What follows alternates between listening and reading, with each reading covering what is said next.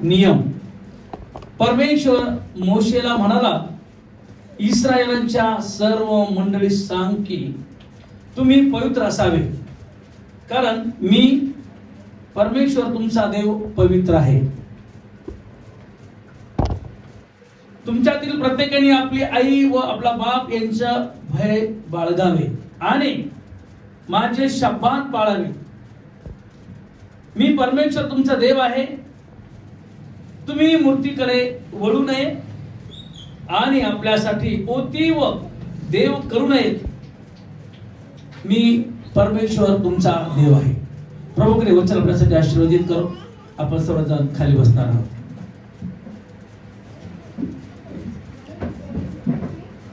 प्रियनाच्या वचनाचं शीर्षक असं आहे की पवित्र व्हा, पवित्र व्हा. आता हा शब्द ऐकून तुम्हाला थोडं कठीण वाटलं असेल, बरोबर आहे की नाही? कारण आम्ही तर पापी आहोत. आम्ही तर पापी जगामध्ये आम्ही जगत आहोत. आमच्या हातून घडोघडी क्षणक्षणी पाप घडत आहे. बोलण्यातून, चालण्यातून, कृतीतून, क्रियेतून, धार्मिकतेतून. तर कसं आम्ही पवित्र व्हावं? नंबर 2, पाप नसलेल्या स्वर्गामध्ये ज्या ठिकाणी परमेश्वर आहे, त्या परमेश्वरासारखं आम्हाला पवित्र होता येईल का? लक्षात घ्या, फार महत्वाचा कठीण प्रश्न आहे. परंतु प्रियानो, याबद्दल आम्हाला पवित्र व्हावेल काय सांगत आहे? कारण वचनाचं शीर्षकच आहे की पवित्र व्हा. आणि लेवीय 19 त्या ठिकाणी हेडिंग मध्ये म्हटलेलं आहे की पावित्र्य व न्याय या संबंधी नियम आहे. नियम लक्षात घ्या, फार महत्वाचा आहे. आम्ही फक्त ऐकतो आणि सोडून देतो. चर्च आवारामध्ये आम्ही ऐकतो आणि बाहेर गेलं की आम्ही विसरून जातो. नो प्रिय, या ठिकाणी असं म्हटलेलं आहे 4 गोष्टी आम्ही पाळणार आहोत.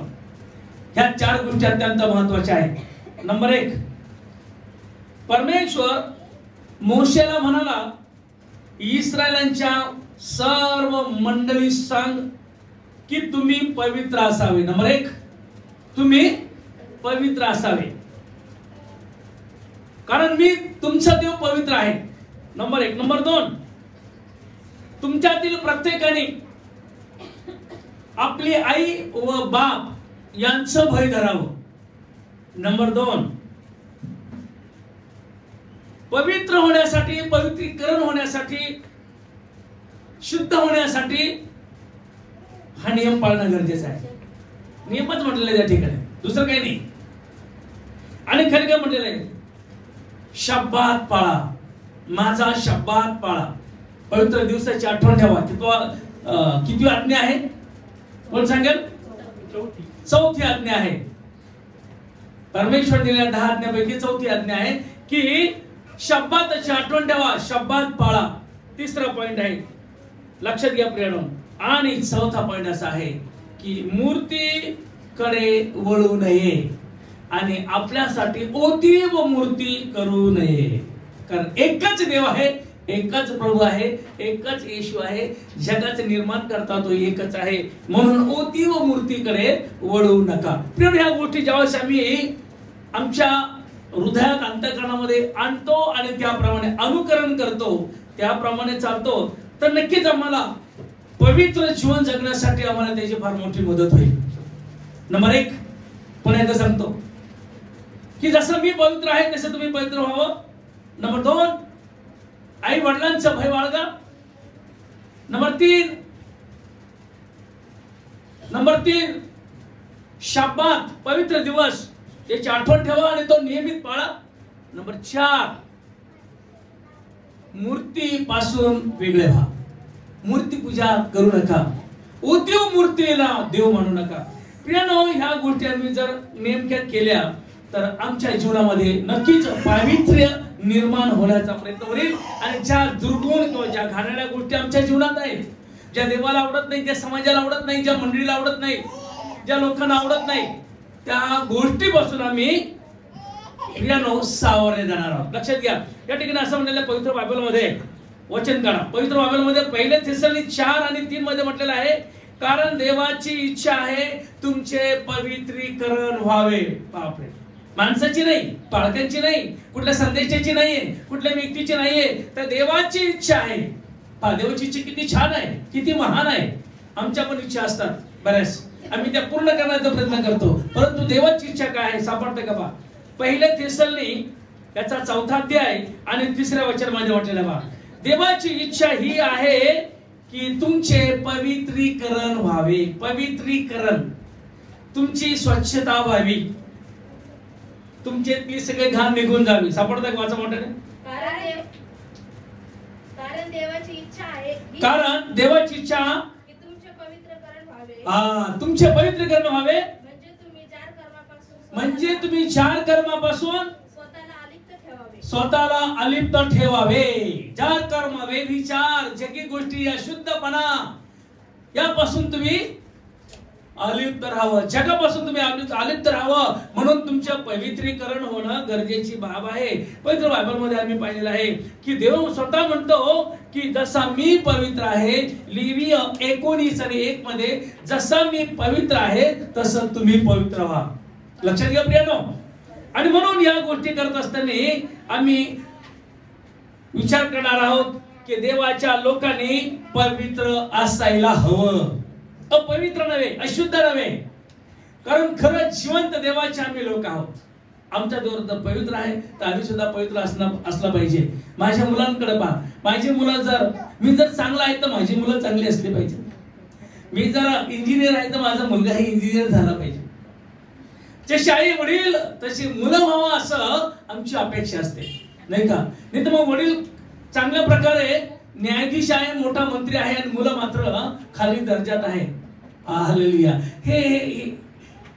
ही फार मोठी विसंगती आहे. आणि म्हणून जसं बाप तशी मुलं, जसं माझा बाप पवित्र आहे तशी त्याची लेकरही पवित्र असले पाहिजेत, असं आम्हाला या ठिकाणी पाहायला मिळतं. पवित्र बायबलमध्ये जकर्याचं पुस्तक याचा 4था अध्याय आणि 6 वचनामध्ये काय म्हटलेलं आहे लक्षात घ्या प्रिय. अत्यंत महत्वाचं आहे. आपण स्वतःच्या प्रयत्नाने स्वतः पवित्र करू शकत नाही. आम्ही काहीच करू शकत नाही, आमच्या हातामध्ये नाहीये. पवित्र होणं आमच्या हातामध्ये नाही. ही देवाची करुणा, देवाची इच्छा असली पाहिजे, आणि आमचं कर्तृत्व त्या ठिकाणी असणं गरजेचे भाग आहे. सापडतंय का? जकर्या 4 आणि 6 मध्ये.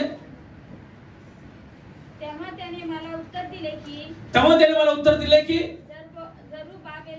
परमेश्वराचे हे वचन आले, बलाने नव्हे, पराक्रमाने नव्हे, तर परमेश्वराच्या आत्म्याने कार्यसिद्धी. प्रत्येक काम परमेश्वराच्या पवित्र आत्म्याने कार्यसिद्धीस होते.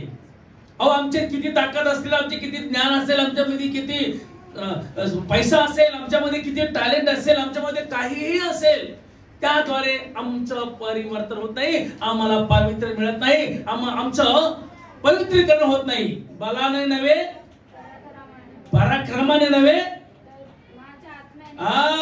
देवाच्या आत्म्यानेच सर्व कार्य सिद्धी जातं. म्हणून आम्ही पवित्र असणं फार गरजेचे बाब आहे. लक्षात घ्या प्रियनो, आमचं पवित्रीकरण होणं फार गरजेचे बाब आहे. आणि पहिले थेसलोनिकमध्ये जर पाहिलं तर तिथे आम्हाला सुंदर वचन पाहायला मिळतं. पहा, पहिले थेसलोनिक फार महत्वाचं. लक्षात घ्या, आम्ही आमचं ख्रिस्ती जीवन जगतो, रोज भक्ती करतो, प्रार्थना करतो, गीत गातो, गाणे गातो, उपवास धरतो, सगळ्या गोष्टी आम्ही ऍक्टिव्हिटीज करतो, परंतु माझं जीवन खरं पवित्र आहे का?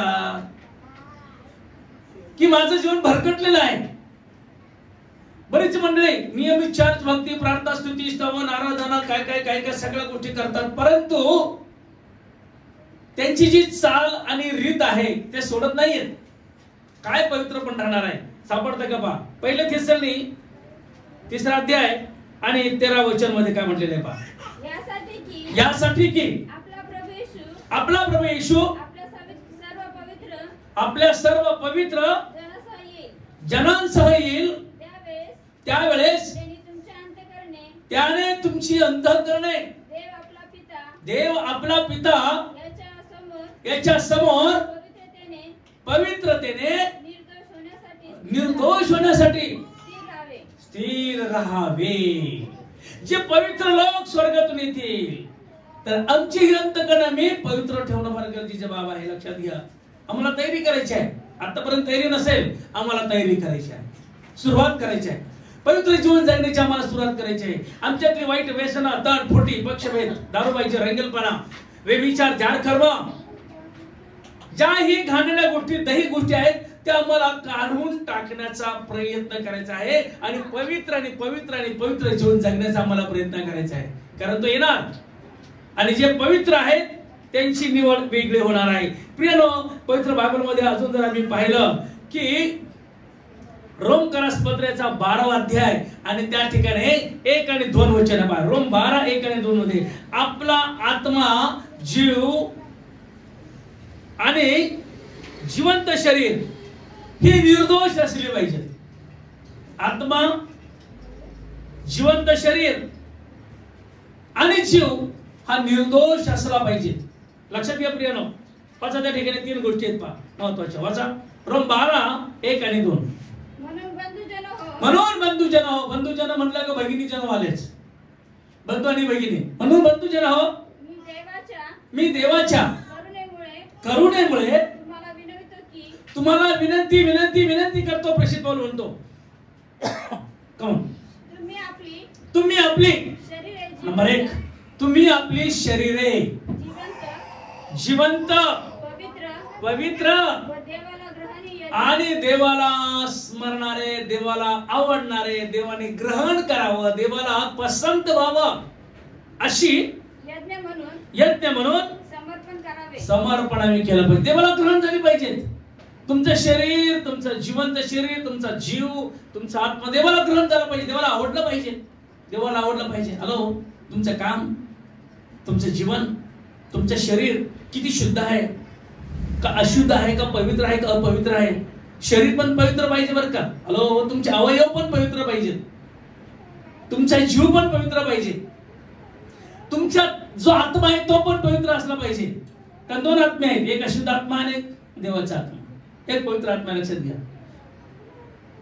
त्याबद्दल आपल्याला विश्लेषण करायचं नाही, परंतु तुमच्यामध्ये 3 गोष्टी पवित्र असणं फार गरजेची बाब आहे. कारण हे देवाला वाटते, देवाला ग्रहणीय आहे. लक्षात घ्या प्रियानो, हे देवाला पसंत आहे. आणि 1 पेत्र 2 आणि 5 मध्ये देखील आम्हाला पाहायला मिळतं प्रियानो, अत्यंत महत्वाचा विषय आहे की आज आम्ही आमचं जीवन कसं राखतो, आज आम्ही आमचे जीवन कसं पाळतो. लक्षात घ्या, फक्त नेहमी चर्चला येणं महत्वाचं नाहीये.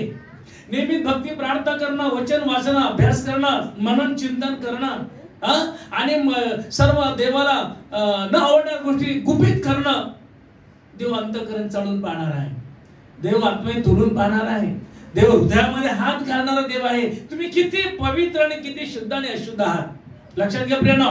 म्हणून आम्हाला तयारी करायची आहे की आमचा प्रभू येणार आहे, आम्ही पवित्र व्हायला पाहिजे. आता आम्हाला आंघोळ करायची आहे, आंघोळ करायची आहे. आमच्यातली सगळी घाण हळूहळू आम्हाला काढायची आहे. कारण आमचा विश्वास आहे की माझा प्रभू राजवैभव येईल, त्यावेळेस तो मला घेऊन जाईल आणि त्याच्या उजव्या हाताने मला बसवेल. हालेलुया. लक्षात घ्या प्रियनो. आणि ही तयारी आज आम्हाला करायची आहे. जर आम्ही तयारीच करणार नाही तर पुढचं काही होणार नाही. बरोबर आहे की नाही. आणि म्हणून त्या ठिकाणी वाचं काय म्हटलं, पहिलं पेत्र 2 आणि 5 मध्ये सुंदर वचन आहे, तुम्ही स्वतः जिवंत धोंड्यासारखे आध्यात्मिक मंदिर असे तुम्ही रचलेले आहात,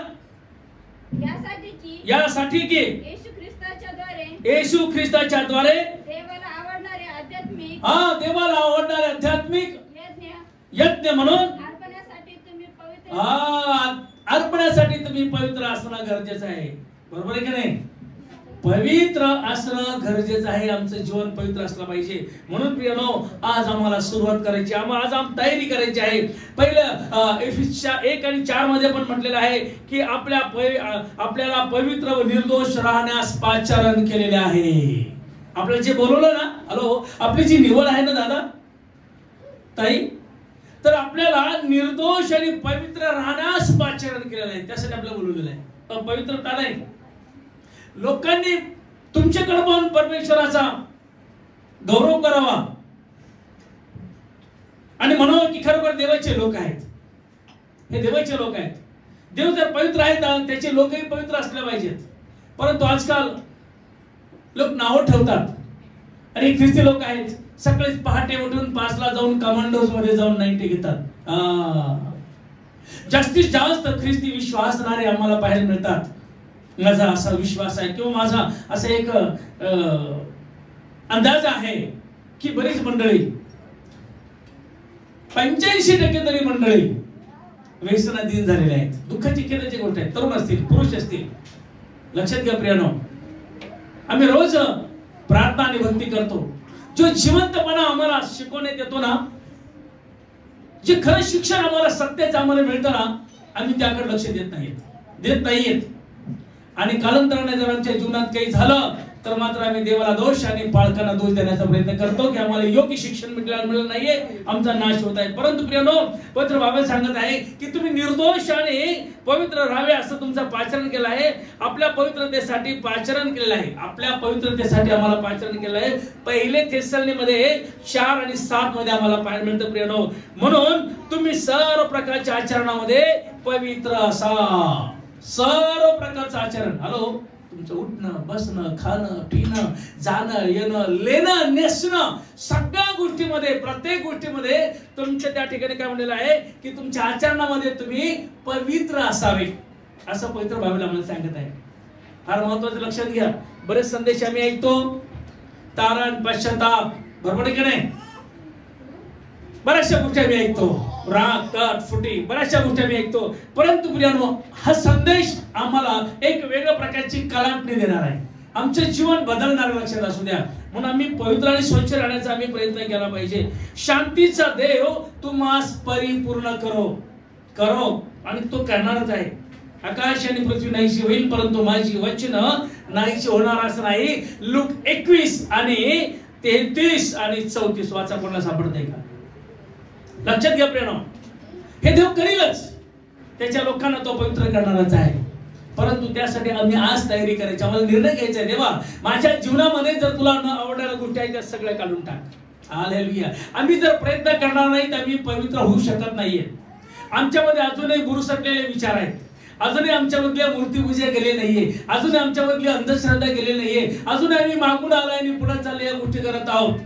पाळक लोक, देवाचे सेवक, सेविका, संदेष्टे आम्हाला आवर्जून आणि आरडून ओरडून सांगतात. परंतु प्रियानो, त्या वचनाकडे आमचं लक्ष नाही, आमचं कान नाहीये. म्हणून आमच्या जीवनामध्ये अपवित्रपणा आहे, आमच्या जीवनामध्ये अशुद्धपणा आहे, आमच्या जीवनामध्ये घाणेरडे जीवन आहे. आमचं अजूनही जगिक आमची मैत्री गेली नाहीये. कारण जगाची मैत्री परमेश्वरासंग वैर आहे का नाही? आणि म्हणून आम्ही प्रत्येकाला आज विचार करायचा, निर्णय घ्यायचा आहे की मी माझं जीवन बदललं पाहिजे. का मला सापडतंय का? लूक 21, 33 आणि 34. लूक ऋषिवर्तमान याचा 21वा अध्याय आणि 33 आणि 34 वचन वाचा. आकाश व पृथ्वी नाहीशी होतील. आकाश आणि पृथ्वी नाहीशी होतील, परंतु माझी वचने मुळीच नाहीशी होणारच नाही. खाली काय म्हटलंय? तुम्ही सांभाळा, नाही तर कदाचित. इशारा दिलाय, सांभाळा. तुम्हाला पवित्र व्हायचंय ना, तुमचं पवित्रकरण झालं पाहिजे ना. देव तुम्हाला पवित्र करण्यासाठी आणि देव तुम्हाला घेऊन जाण्यासाठी 100% तयार आहे. परंतु आमची आत्मिक आणि आध्यात्मिक आणि आमची शारीरिक, मानसिक आमची तयारी असणं गरजेचे आहे. पुण्या ठिकाणी वचनामध्ये आम्हाला इशारा दिलेला आहे. काऊन?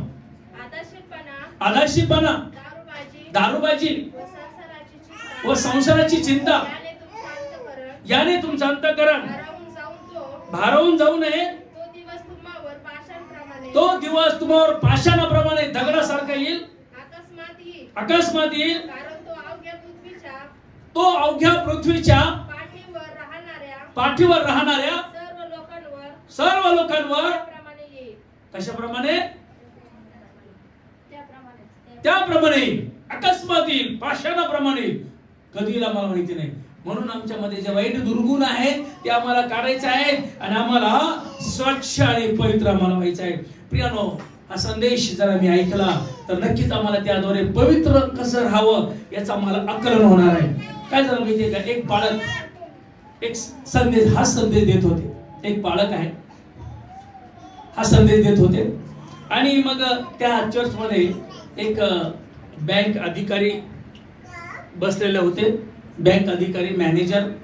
आणि ते मॅनेजर साहेब बारकाईने संदेश ऐकत होते आणि त्यांचे जीवन 100% भरकटलेलं होतं. त्यांच्या जीवनामध्ये पावित्र्य नव्हतं. आणि जसं जसं पाळक साहेब बोलत होते तसं तसं ते आपल्या डोळ्यातून अश्रू ढाळत होते. पश्चाताप करत होते. आणि संदेश संपल्यानंतर ते बँक अधिकारी मॅनेजर पाळक साहेबांकडे येतात. पाळक साहेब, खरोखर माझ्यासारखा मनुष्य पवित्र होऊ शकतो का? माझ्यासारखा मनुष्य ख्रिस्तासारखा होऊ शकतो का?